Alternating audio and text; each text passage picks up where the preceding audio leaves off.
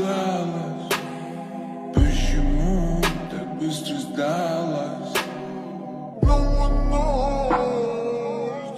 يا هلا ويا مرحبا بكم. اليوم رجعنا لكم الطريقة الرابعة تخلص من الأفكار السلبية من أصل 14 طريقة تساعدك على التخلص من الأفكار السلبية. اليوم حلقتنا تقول تخلص ممن يشعرونك بالسوء تجاه نفسك.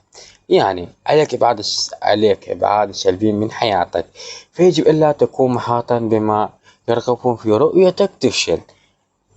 وفي حال أخبرك شخص ما أنك عدم القيمة أو ليست بما يكفي فهو لا يستحق أن يكون في حياتك.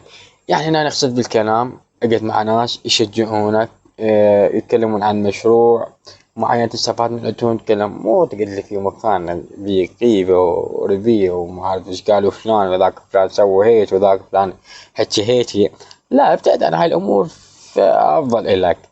فأنت إذا تحب تكون شخص ناجح تبتعد عن هاي الأمور، تبتعد عن تضيع وقتك. دائما استثمر بوقتك، الوقت جاي يمر والتطور يوم عن يوم جاي يزيد. هل أنت جاي تتطور أم باقي مكانك؟ هنا احيط نفسك بأشخاص ناجحين. كل ما زادوا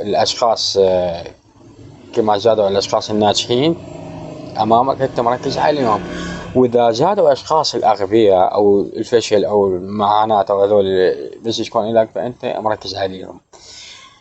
وعليك أن تركز على الأشخاص الناجحين حتى تجذب الأشخاص الناجحين يساعدونك في رؤية واضحة ويحققون لك نجاحات مبدعة. على سبيل المثال هسه أنت جاي تقلب وطلعت لك أنا بالفيديو، فهسه أنت مركز على الأشخاص الناجحين، وأنا شخص من الأشخاص الناجحين. أنا وياك جاي نسعى إلى شيء، أهداف معينة وحابين نطور أنا وياك من مهاراتنا، من إبداعاتنا، من قيمنا. فببساطة مقطع الفيديو اليوم يقول لك ابعد نفسك عن الأشخاص السلبيين. لا تحيط نفسك بالأشخاص السلبيين فقط. يعني أي شخص يسولف سوالف غير مفيدة بالنسبة لك فتفضل يعني تنسحب انسحاب تكتيكيا. أنا لا أفضله، يعني أي موضوع على أي مجموعة قدامك أنا أشوف ما هاي المعلومات أو هذا الموضوع يتكلمون عنه ما لنا فايدة ولا أي يعبر عن أي شيء، فانسحب انسحاب تكتيكي. وأنت كذلك تقدر تنسحب انسحاب تكتيكي. وهذا المقصود من هذا الفيديو اليوم. فإن شاء الله خفيف ولطيف عليكم، وشاركها لمن يريد يطور نفسه ويساعد نفسه. أنا متأكد لكل شخص اللي راح يكمل هذه السلسلة 14 فيديو 14 طريقة تخلص من الأفكار السلبية راح يطلع بنتيجة آخر السلسلة هذه 14 طريقة تخلصك من الأفكار السلبية. كل ملتزما كل يوم في الموضوع اللي ينزل لكم إياه عن الأفكار هذه تخلص من الشعور، تخلص من الأشخاص يشعرونك بالسوء، تخلص من عندهم. ركز على هالموضوع اليوم، حاول تبتعد نفسك عن الأشخاص السلبيين إيش قد ما تقدر.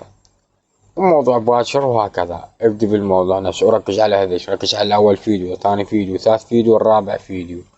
أوكي تمام اتفقنا. أنا متأكد راح تطلع بالنتيجة آخر سلسلة